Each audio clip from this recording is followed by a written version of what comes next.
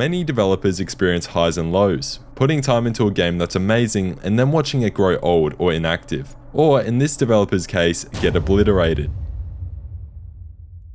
From getting their masterpiece taken down by licensing issues to making one of the best asymmetrical horrors yet, this is the insane comeback of Illfonic.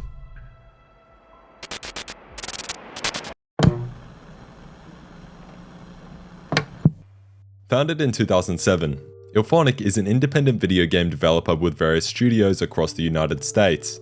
Past titles and collaborations include Arcadegeddon, Predator Hunting Grounds, Friday 13th the Game, Dead Alliance, Star Citizen, Evolve, Armored Warfare, and Nuzooks.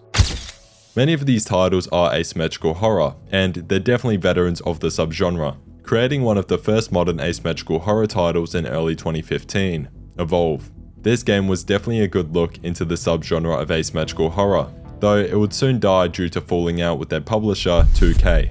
Yes, the people who release a basketball game every year. 2 years later, the studio would release an even more anticipated game, and this one actually did amazing. It lived for longer, and you could tell the studio was getting more experience with the subgenre. Friday the 13th, the Game. The point of the game being that 8 survivors have to try escape Camp Crystal Lake while Jason Voorhees attempts to stop them doing so. And yes, the game only had one map. Unfortunately, the developers couldn't make it too far in the roadmap. So what happened? Well, licensing issues. Their license soon expired with the Friday the 13th franchise, making the developers slowly halt development, ending up with the game getting less and less updates until the game pretty much died. And as of 2023, the game was delisted, as their license officially expired. Thanks a lot, Victor Miller.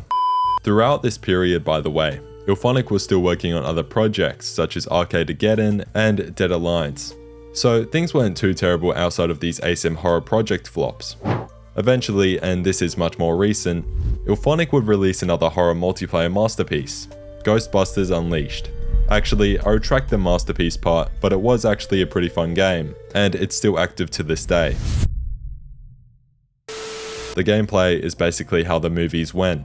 Your essential job in the game is to either haunt the maps and people, winning as a ghost, or getting rid of all the ghosts and winning as a Ghostbuster. Although at least it was definitely something new and different. So up to this point, Illfonic has worked on quite a few titles: Evolve, Friday the 13th, Ghostbusters Unleashed, and a few other projects. Some failed and some didn't, but speaking on asymmetrical horror specifically, Illfonic has made an insane comeback. Better than Evolve, better than Friday the 13th, and based on an overall awesome 80s cult classic film. Officially releasing this week, Killer Klowns from Outer Space, the game.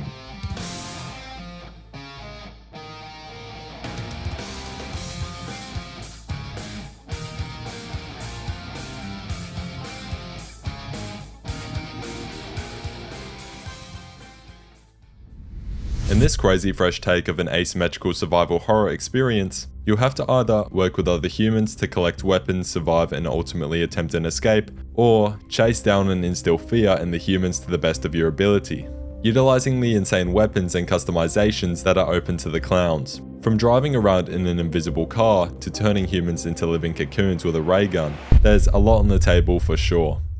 Now, this game actually does feel quite similar to Friday the 13th with the weapons and items around the place, and mostly because they're both based on the 80s.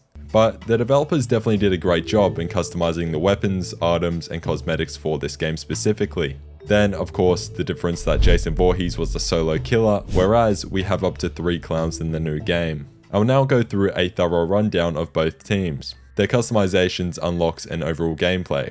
Humans. Being a teenager in the 80s, you'll have many of the cosmetics you'd expect, from long mullets to goth, it's all there. You unlock cosmetics by leveling up in the game, also by completing human challenges while you're at it.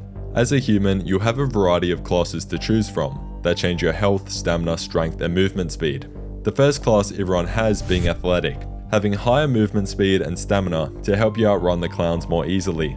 And the highest level being tough, which lowers your speed and stamina but greatly increases your strength. So any clown you want to fight, you'll have a much better chance of winning.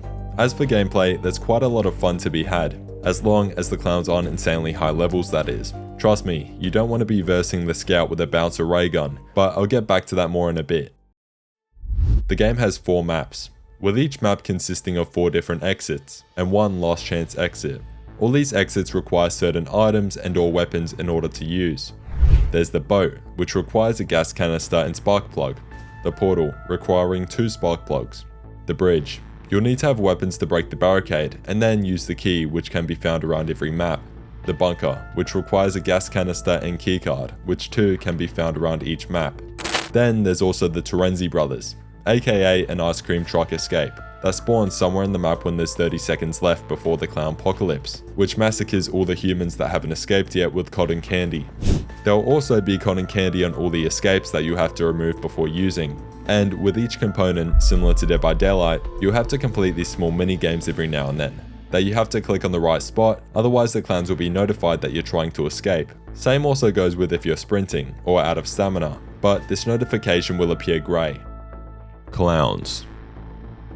Many will agree so far that they're way better to play as. I mean, you're given so many goofy and out there items which just make hunting down humans that much better.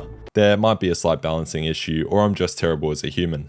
Customization wise, there's not that many cosmetics compared to humans, although they do have many which can be attained via challenges, changing the colors, polka dots and makeup. I just wanted to add that there's also 2 new DLCs, one for humans and one for clowns, like Friday 13th had. I'm expecting a lot more DLCs to come. Clowntalities. When a clown finishes a player, instead of cocooning them, there's a little execution animation. Some are pretty generic killer clown styled, others legendary. Just take a look at this puppet theater clowntality.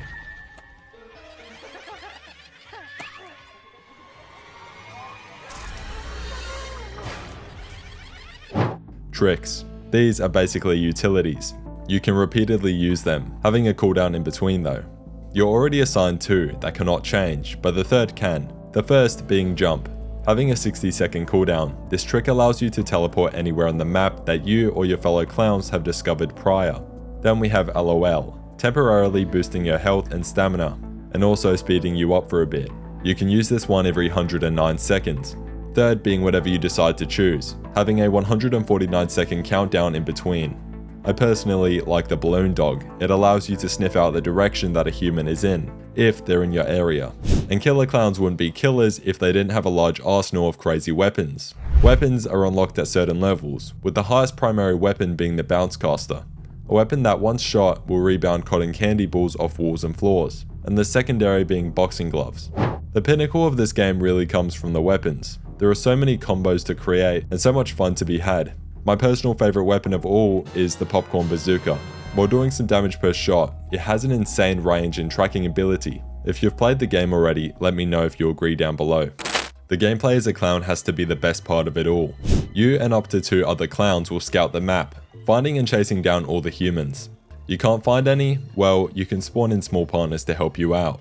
I introduce to you, the lackey. Pink cocoons, the one you put humans in, are scattered all across the maps. The more you find and hook up, the higher spawn rate of lackeys there are. If the human is nearby, the lackeys will try jump on them and alert you across the map. That said, they can be killed with 1 hit from any weapon. Additionally, lackeys can find and hook up cocoons for you. The game isn't that easy though. Humans can and will fight back. There's a vast array of weapons across the map such as the shotgun, baseball bat, and revolver, and if found, could lead to your demise when confronting them, especially if there's more than one person.